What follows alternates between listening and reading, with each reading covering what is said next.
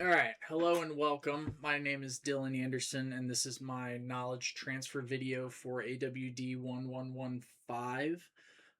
This is my hands-on test number 4, and in this video, I'd like to discuss fluent validation, which was the concept for the whole chapter. So before this project, we used simple validation attributes such as required, but I didn't fully understand how validation could be separated from the rest of an MVC application. So this assignment helped me understand the concept of separation of concerns and how businesses rules can be organized into their own classes. Um, so in this file, appointmentvalidator.cs, this is where we're going to start. I created a class called appointment validator. And that inherits from abstract validator appointment there at the end.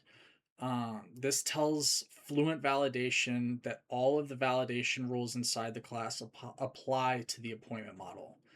Um, so abstract validator T validates the specific model.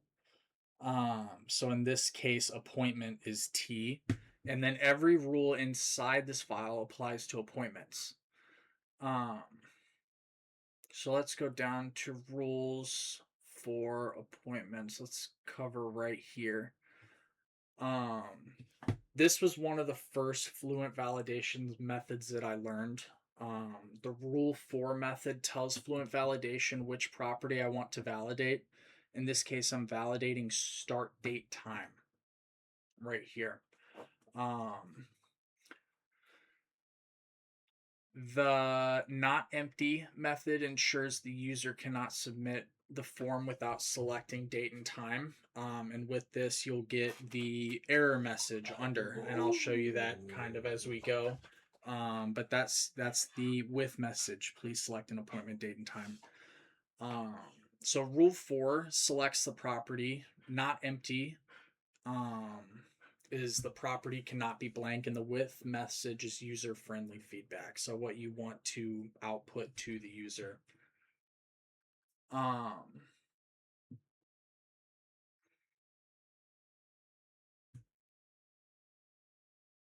So let's just move right here. This is the rule that really made fluent validation click for me. I realized fluent validation isn't just about required fields. It can also enforce business rules. The must method right here. So the must method allows me to define custom logic. So in this example, the application verifies that the selected appointment date occurs after the current date and time. So if the condition, and you'll see this, if you try to select an appointment before the current date and time, it'll throw an error. So these are just simple things, not so simple things, but stuff that you really don't think about that's very important to add, because it could get lost. Let's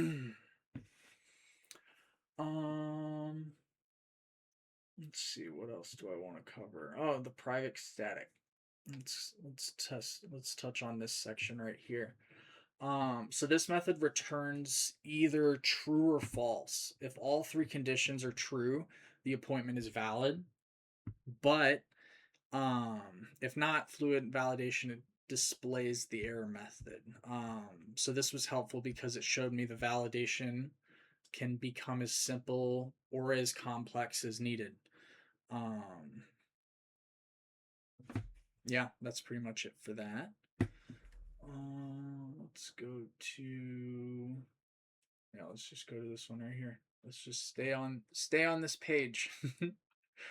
So this method queries the database and returns false if a matching appointment is found. So if you've got people booking either on the same time or somebody double books or something like that, it's going to throw an error.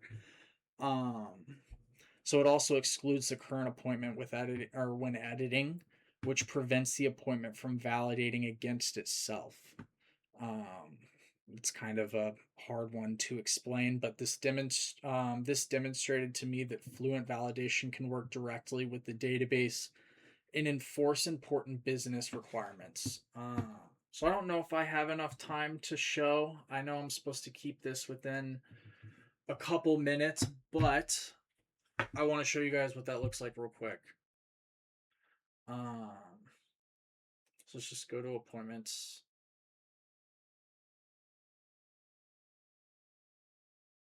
I've already got an appointment here, but let's create one just for funsies. If I press schedule appointment, it needs a customer. So let's go to customers. Let's add a customer, create a customer. Your errors are going to show. Oh no, there goes my water.